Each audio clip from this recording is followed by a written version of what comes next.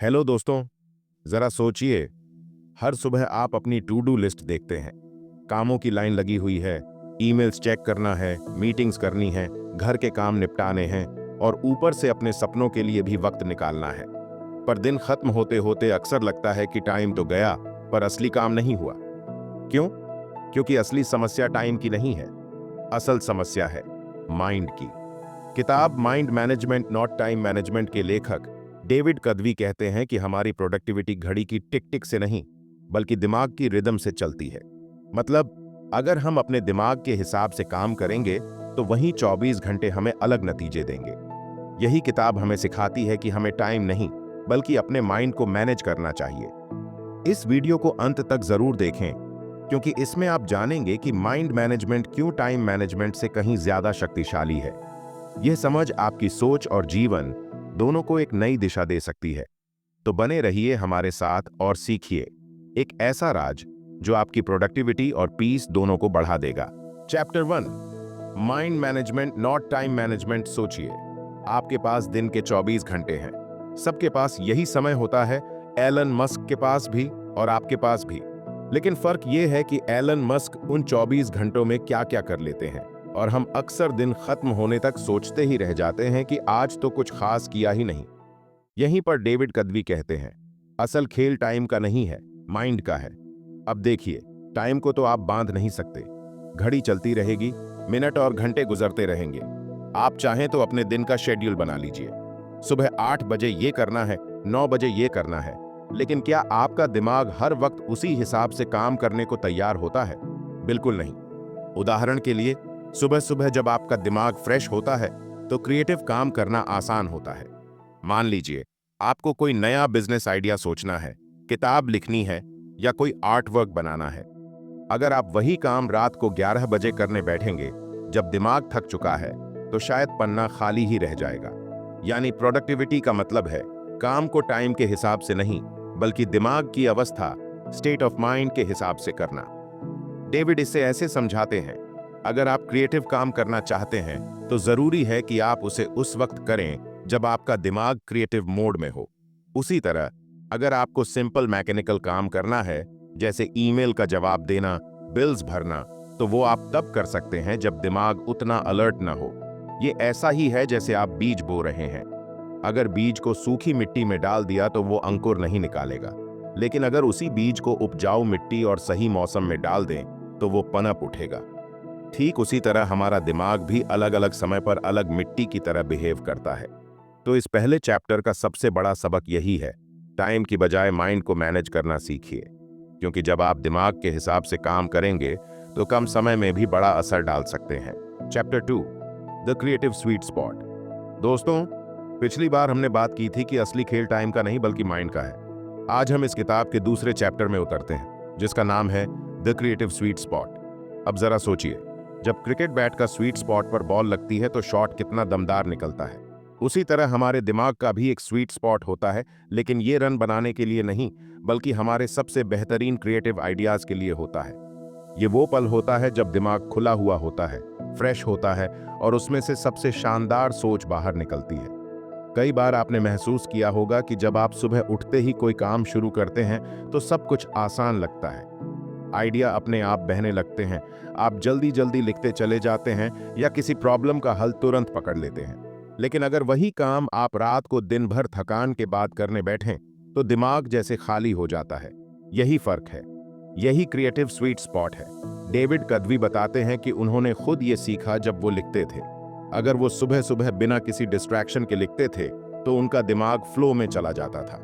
लेकिन अगर वो ईमेल्स चेक करने के बाद या बाकी कामों में दिमाग लगाने के बाद लिखने बैठते तो क्रिएटिव एनर्जी खत्म हो चुकी होती थी। उन्होंने समझा कि सुबह के वो 2 घंटे ही उनके लिए सोने की खान है। अब दिमाग हर समय एक जैसा नहीं रहता।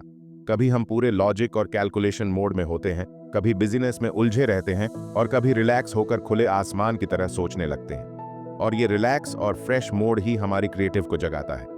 आपने नोटिस किया होगा कि कई बार नहाते हुए, चलते फिरते या ट्रेन में बैठे बैठे कोई गजब का आइडिया आता है। उस वक्त आपने बैठकर कोशिश नहीं की, बस आपका दिमाग सही जोन में था और वो स्वीट स्पॉट अपने आप सामने आ गया। असल में क्रिएटिव स्वीट स्पॉट फ्रैजिल होता है, बहुत नाजुक। थोड़ा सा भी डिस्ट्रैक्शन आया, कोई फोन की नोटिफिकेशन बज गई, कोई आपसे कुछ पूछ बैठा और वो पल चला गया। यही वजह है कि हमें अपने माइंड के पैटर्न को ऑब्जर्व करना पड़ता है। देखना पड़ता है कि दिन में कब हमारा दिमाग सबसे फ्रेश और सबसे इमेजिनेटिव लगता है। किसी का ये समय सुबह का हो सकता है, किसी का देर रात, किसी का वॉक के दौरान। और जैसे ही हम इसे पहचान लेते हैं, हमें अपने सबसे ज़रूरी क्रिएटिव काम उसी वक्त करने चाहिए। ये ऐसा ही है जैसे किसान बीज बोता है। अगर वो सूखी मिट्टी में बीज डाल दे तो कुछ नहीं होगा, लेकिन अगर वही बीज सही मिट्टी और सही मौसम में बो दिया जाए तो वही छोटा सा बीज बड़ा पेड़ बन सकता है। हमारा माइंड भी ऐसी ही मिट्टी है। जब वो सही अवस्था में होता है तो उसमें से बड़े आइडियाज अंकुरित होते हैं। ये मत सोचिए कि ज्यादा काम करने का मतलब ज्यादा क्रिएटिविटी है। क्रिएटिविटी सीधी रेखा में नहीं चलती, वो अचानक आती है, जैसे बिजली चमक जाती है। लेकिन अगर आप अपने स्वीट स्पॉट में हैं तो वही छोटी सी चमक आपके लिए पूरी रात की रोशनी बन सकती है। न्यूटन को ही देख लीजिए। एक साधारण सा सेब गिरा और उन्होंने गुरुत्वाकर्षण का सिद्धांत सोच लिया। हर रोज लाखों लोग सेब गिरते हुए देखते थे, लेकिन न्यूटन उस वक्त उस जोन में थे जहां उनका माइंड खुले तौर पर सोच रहा था। तो असली सवाल यह है कि क्या हम अपने माइंड को इतना स्पेस दे रहे हैं कि वो स्पॉट सामने आ सके। अगर दिन भर हम केवल नोटिफिकेशन, ईमेल्स, मीटिंग्स और छोटी छोटी बातों में उलझे रहेंगे तो हमारे पास क्रिएटिव स्वीट स्पॉट पकड़ने का मौका ही नहीं होगा। लेकिन अगर हम अपने माइंड को ब्रीडिंग स्पेस देंगे, थोड़ा ऑब्जर्व करेंगे, तो हमें वो पल मिलेंगे जब हम अपने दिमाग का सबसे अच्छा इस्तेमाल कर सकते हैं। किताब कहती है कि इस जोन को पकड़ने के लिए सबसे पहले खुद पर ध्यान देना होगा। देखना होगा कि कब हम नेचुरली आइडियाज सोचने लगते हैं और फिर उस समय को बचाकर रखना होगा सिर्फ अपने क्रिएटिव कामों के लिए। अगर आपके लिए सुबह 8 से 10 बजे का समय सबसे प्रोडक्टिविटी है तो उसे ईमेल्स या फोन कॉल्स में मत गंवाइए। उस वक्त स्ट्रेटजी बनाइए, लिखिए, डिजाइन कीजिए।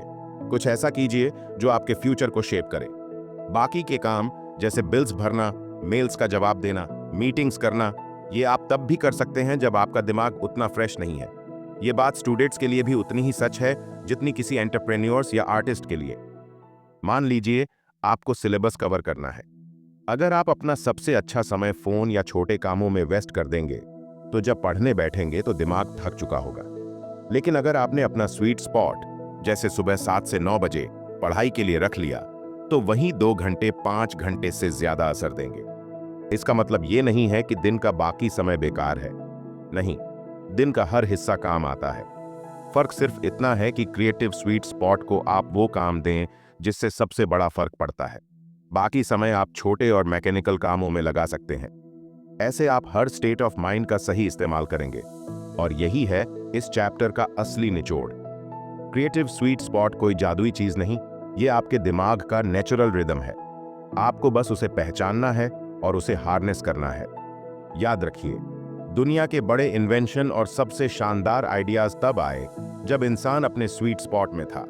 तो अगली बार जब आपको कोई बड़ा काम करना हो, कोई नया प्लान बनाना हो, कोई जबरदस्त आइडिया चाहिए हो, तो उसे उस वक्त कीजिए जब आप अपने पर्सनल स्वीट स्पॉट में हो, क्योंकि उसे एक सही पल में किया गया काम कई घंटों की मेहनत से ज्यादा असरदार साबित हो सकता है। और यही है इस चैप्टर का सबसे बड़ा सबक। टाइम के पीछे मत भागिए, अपना स्वीट स्पॉट ढूंढिए और दिमाग को जादू करने दीजिए। Chapter 3, the 4 stages of creativity.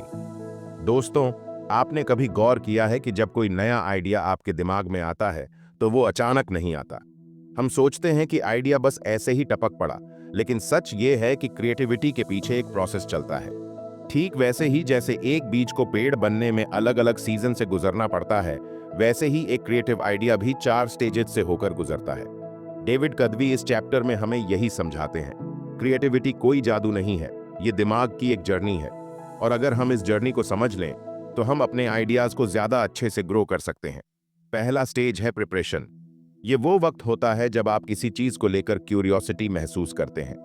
आप पढ़ते हैं, रिसर्च करते हैं, सवाल पूछते हैं। जैसे मान लीजिए आपको एक नया बिजनेस शुरू करना है। आप अलग अलग मार्केट रिपोर्ट्स पढ़ते हैं, लोगों से बात करते हैं, कंपेटिटर्स को ऑब्जर्व करते हैं। उस समय आप सीड्स जमा कर रहे हैं, जमीन तैयार कर रहे हैं। यही है प्रिपरेशन। लेकिन दिमाग हमेशा प्रिपरेशन पर नहीं टिक सकता। लगातार सोचते रहना कभी कभी उल्टा असर करता है। इसलिए आता है दूसरा स्टेज, इंक्यूबेशन। ये वो समय है जब आप एक्टिवली नहीं सोच रहे होते, लेकिन आपका सबकॉन्शियस दिमाग पीछे पीछे काम करता रहता है। आपने नोटिस किया होगा कि एग्जाम से पहले आप रात भर पढ़ते रहते हैं, लेकिन असली सॉल्यूशन सुबह नींद से उठते ही अचानक मिल जाता है। क्यों? क्योंकि दिमाग ने इंक्यूबेशन के दौरान आइडियाज को प्रोसेस किया। डेविड कहते हैं कि कई बार बेस्ट आइडियाज हमें नहाते वक्त, वॉक पर या ट्रैवल करते हुए आते हैं, क्योंकि उस समय कॉन्शियस माइंड रिलैक्स रहता है और सबकॉन्शियस अपना काम करता है। अब आते हैं तीसरे स्टेज पर, इल्यूमिनेशन। ये सबसे एक्साइटिंग पल होता है। वही मोमेंट जब दिमाग में बिजली सी कौंधती है और अचानक सॉल्यूशन सामने आ जाता है। न्यूटन का एग्जाम्पल तो सब जानते हैं। पेड़ से सेब गिरा और गुरुत्वाकर्षण का सिद्धांत चमक उठा। लेकिन ध्यान दीजिए, सेब तो रोज लाखों लोग गिरते हुए देखते थे। फर्क ये था कि न्यूटन ने पहले प्रिपरेशन किया था, फिर इंक्यूबेशन के दौरान दिमाग ने क्वाइटली प्रोसेस किया, और फिर इल्यूमिनेशन का जादू हुआ। ये वो आहा मोमेंट है जिसे हम सब अपनी जिंदगी में महसूस करते हैं। लेकिन कहानी यहाँ खत्म नहीं होती। क्रिएटिविटी का चौथा और सबसे प्रैक्टिकल स्टेज है वेरिफिकेशन, यानी जो आइडिया आया है उसे टेस्ट करना, उसे हकीकत में बदलना। कई बार हमें कोई आइडिया बहुत ब्रिलियंट लगता है, लेकिन जब हम उसे इंप्लीमेंट करते हैं तो समझ आता है कि उसमें खामियां हैं। वेरिफिकेशन ही वो स्टेज है जो क्रिएटिव एनर्जी को असल दुनिया में वैल्यू में बदलती है। एक साइंटिस्ट रिसर्च करके थ्योरी लिखता है, एक्सपेरिमेंट्स करता है, प्रूफस ढूंढता है, यही वेरिफिकेशन है। एक एंटरप्रेन्योर आइडिया को प्रोटोटाइप में बदलता है और मार्केट में लॉन्च करता है, यही वेरिफिकेशन है। ये चारों स्टेजेस, प्रिपरेशन, इंक्यूबेशन, इल्यूमिनेशन और वेरिफिकेशन, मिलकर क्रिएटिविटी का पूरा साइकिल बनाते हैं। अगर आप सिर्फ एक स्टेज पर अटके रहेंगे तो आइडिया अधूरा रह जाएगा। सिर्फ प्रिपरेशन करते रहेंगे तो इंफॉर्मेशन ओवरलोड हो जाएगा। सिर्फ इंक्यूबेशन में डूबे रहेंगे तो एक्शन नहीं होगा। सिर्फ इल्यूमिनेशन के पीछे भागेंगे तो अचानक आया आइडिया हवा में ही रह जाएगा। और अगर वेरिफिकेशन नहीं करेंगे तो वो आइडिया कभी हकीकत का रूप नहीं लेगा। डेविड कद्वी का कहना है कि हमें इन 4 स्टेजेस को समझकर अपने माइंड को मैनेज करना है। जब आपको लगे कि आप नए नए सीड्स जमा कर रहे हैं तो समझिए आप प्रिपरेशन स्टेज में हैं। जब दिमाग थक जाए तो गिल्ट मत लीजिए, आराम करना भी इंक्यूबेशन का हिस्सा है। जब अचानक आइडिया आए तो उसे नोट कर लीजिए, ये आपका इल्यूमिनेशन है। और जब आइडिया सामने आ चुका है तो मेहनत करके उसे शेप दीजिए, ये वेरिफिकेशन है। ये प्रोसेस सिर्फ साइंटिस्ट या राइटर्स के लिए नहीं है, हम सबकी जिंदगी में चलता है। मान लीजिए आप घर बनवाना चाहते हैं। पहले आप आर्किटेक्ट से बात करेंगे, डिजाइन्स देखेंगे, जगह चुनेंगे, ये प्रिपरेशन है। फिर कुछ दिनों तक आप एक्टिवली सोचेंगे नहीं, लेकिन सबकॉन्शियस माइंड ऑप्शंस पर काम करता रहेगा, ये इंक्यूबेशन है। अचानक एक दिन आपको परफेक्ट डिजाइन या सही जगह का ख्याल आएगा, ये इल्यूमिनेशन है। और आखिरकार आप उस प्लान को कॉन्ट्रैक्टर के साथ मिलकर बनवाएंगे, यही वेरिफिकेशन है। तो दोस्तों, क्रिएटिविटी कोई टैलेंट नहीं है जो सिर्फ कुछ लोगों के पास होता है। ये एक पैटर्न है, एक जर्नी है जो हर किसी के दिमाग में होती है। फर्क बस इतना है कि कोई इसे पहचान लेता है और हार्नेस कर लेता है, और कोई इसे इग्नोर कर देता है। अगली बार जब आप किसी क्रिएटिव काम में लगे हों और आपको लगे कि दिमाग ब्लॉक हो गया है तो परेशान मत होइए। शायद आप इंक्यूबेशन स्टेजेस में हैं। अपने माइंड को थोड़ा स्पेस दीजिए, या अगर आपको कोई नया आइडिया अचानक मिल गया है तो उसे सीरियस लीजिए और वेरिफिकेशन तक ले जाइए। याद रखिए, हर महान इन्वेंशन, हर किताब, हर पेंटिंग, हर स्टार्टअप, सब ने इन 4 स्टेजेस से होकर ही जन्म लिया है। और अगर आप इन स्टेजेस को समझकर अपने दिमाग को मैनेज करना सीख जाते हैं तो क्रिएटिविटी आपके लिए भी कोई रहस्य नहीं रहेगी, बल्कि एक भरोसेमंद साथी बन जाएगी। Chapter 4, the 7 mental states of creative work. दोस्तों, अब तक हमने जाना कि क्रिएटिविटी किसी एक मोमेंट का जादू नहीं है, बल्कि स्टेजेस से होकर गुजरती है। लेकिन यहाँ एक और सवाल खड़ा होता है। जब हम किसी क्रिएटिव काम पर बैठे होते हैं तो हमारा दिमाग हर समय एक ही तरह से काम नहीं करता। कभी वो खुला और बहता हुआ होता है, कभी वो फोकस में होता है, कभी सिर्फ आराम चाहता है।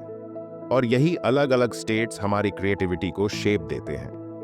डेविड कद्वी इस चैप्टर में बताते हैं कि क्रिएटिव काम करने के लिए दिमाग 7 अलग अलग मेंटल स्टेट्स से होकर गुजरता है। ये स्टेट्स वैसे ही हैं जैसे अलग अलग सीजन, कभी गर्मी, कभी बारिश, कभी ठंड। और जैसे किसान हर मौसम के हिसाब से अपना काम बदलता है, वैसे ही हमें भी माइंड के इन स्टेट्स को पहचानना और इस्तेमाल करना चाहिए। जरा सोचिए, जब आप किसी नए प्रोजेक्ट की शुरुआत करते हैं तो सबसे पहले आपको आइडियाज चाहिए होते हैं। उस समय दिमाग एक्सप्लोरेशन की अवस्था में होता है। आप अलग अलग इंस्पिरेशन ढूंढते हैं, इधर उधर भटकते हैं, किताबें पढ़ते हैं, लोगों से बातें करते हैं। ये स्टेज थोड़ा मैसी लगता है, लेकिन यहीं से बीज बोए जाते हैं। फिर कभी कभी आप गहरे ध्यान में चले जाते हैं, जैसे राइटर टेबल पर बैठा है, चारों तरफ साइलेंस है और वो घंटों सिर्फ एक कहानी के कैरेक्टर पर काम कर रहा है।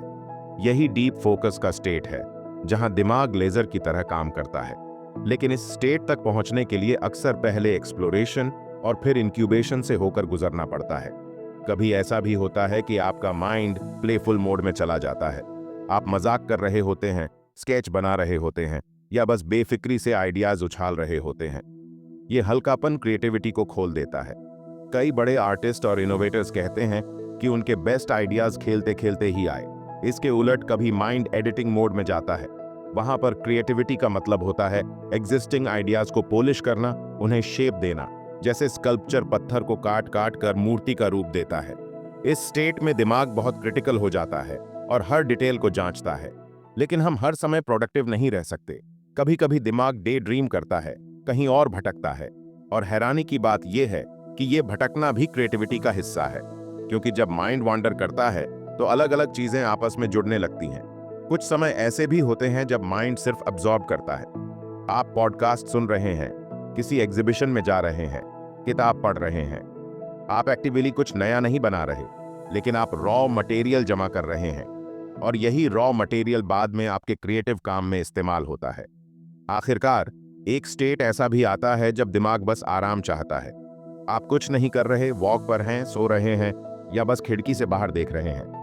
और कई बार इसी आराम के दौरान सबसे शानदार कनेक्शंस बनते हैं।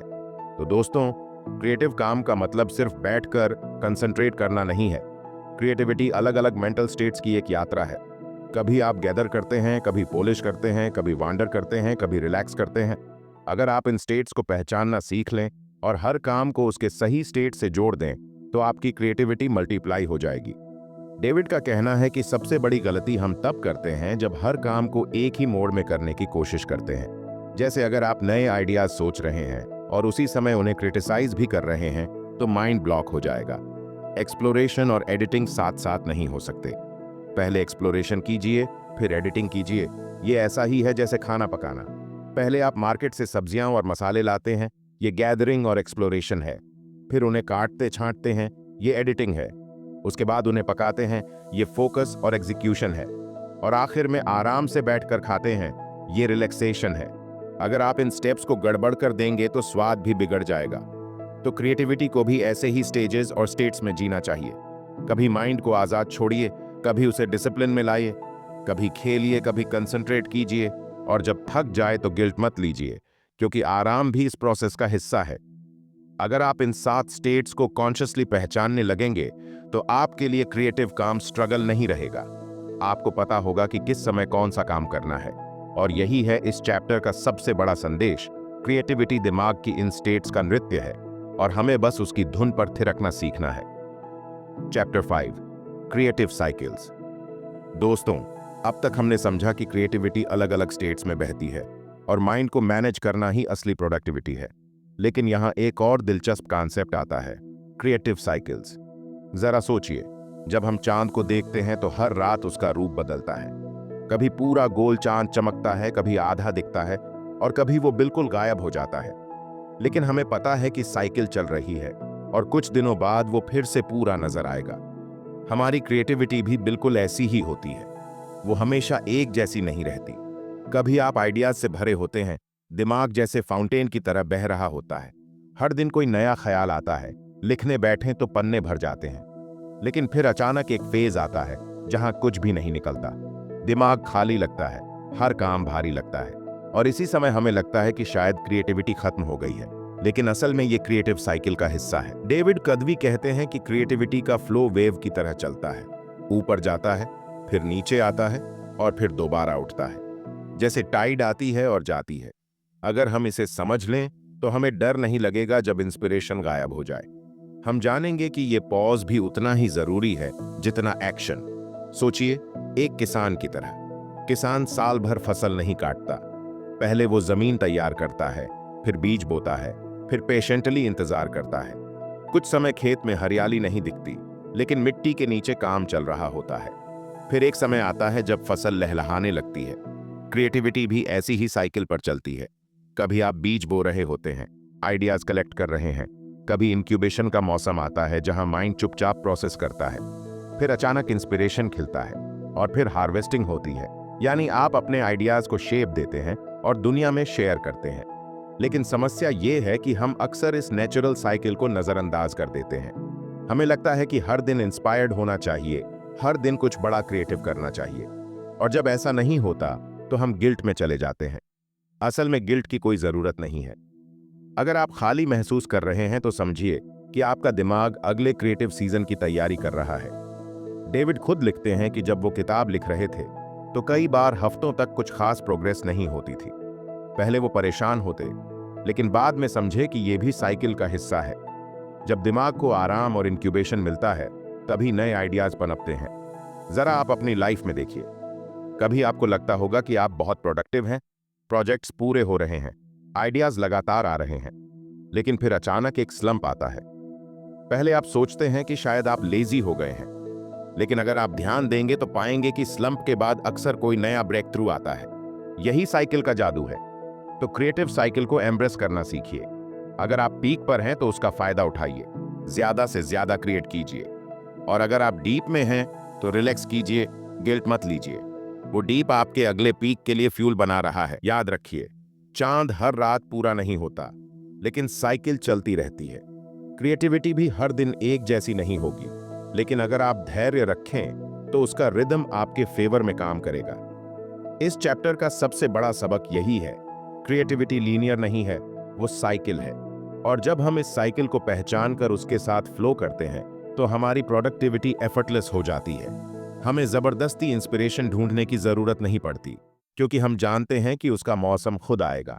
तो अगली बार जब आपको लगे कि दिमाग खाली है, आइडियाज नहीं आ रहे, तो घबराइए मत। ये भी प्रोसेस का हिस्सा है। और जब साइकिल पूरा होगा तो आपके आइडियाज फिर से चमकेंगे, पहले से भी ज्यादा ताकत के साथ। Chapter 6, creative systems.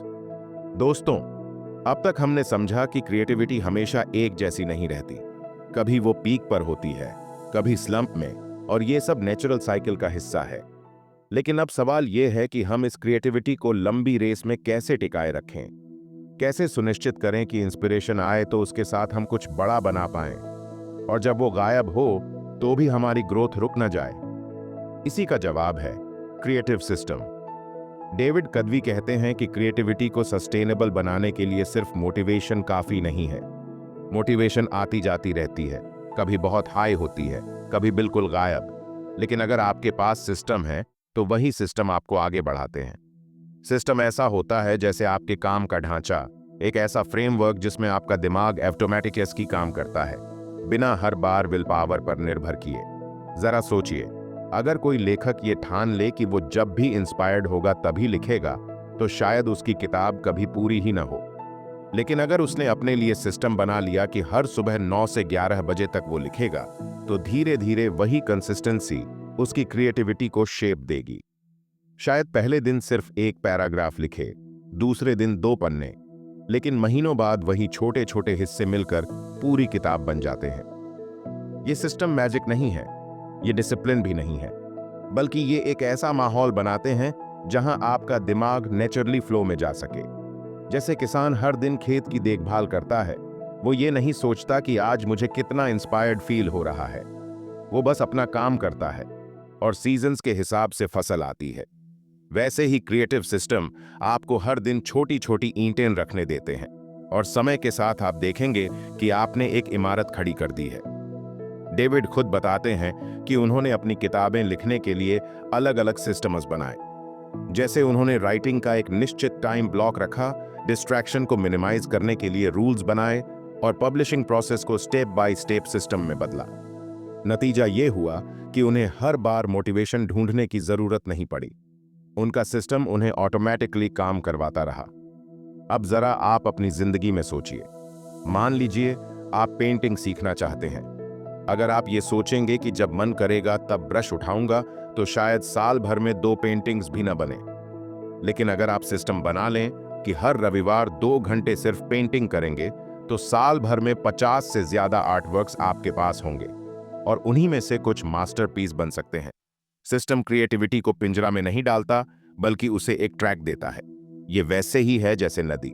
अगर नदी का कोई मार्ग न हो तो पानी इधर उधर फैल जाएगा और कहीं नहीं पहुंचेगा। लेकिन अगर उसके लिए एक चैनल है, तो वही पानी गांवों को सींचता है, बिजली बनाता है और सफर को आसान करता है। सबसे खास बात यह है कि सिस्टम आपकी क्रिएटिविटी को प्रेडिक्टेबल बनाते हैं। इसका मतलब ये नहीं कि हर दिन आपको जीनियस लेवल का आउटपुट मिलेगा, लेकिन आपको इतना भरोसा रहेगा कि आपका काम धीरे धीरे आगे बढ़ रहा है। और यही भरोसा आपको उस गिल्ट से बचाता है जो अक्सर क्रिएटिव लोगों को खा जाता है। गिल्ट कि मैंने कुछ बनाया क्यों नहीं। इसलिए अगर आप सच में अपने आइडियाज को दुनिया में शेप देना चाहते हैं, तो सिर्फ इंस्पिरेशन पर मत टिकिए। अपने लिए सिस्टम बनाइए। छोटे छोटे रूल्स, छोटे छोटे हैबिट्स और एक ऐसा फ्रेमवर्क जिसमें आपका दिमाग खुद क्रिएटिव काम करने लगे।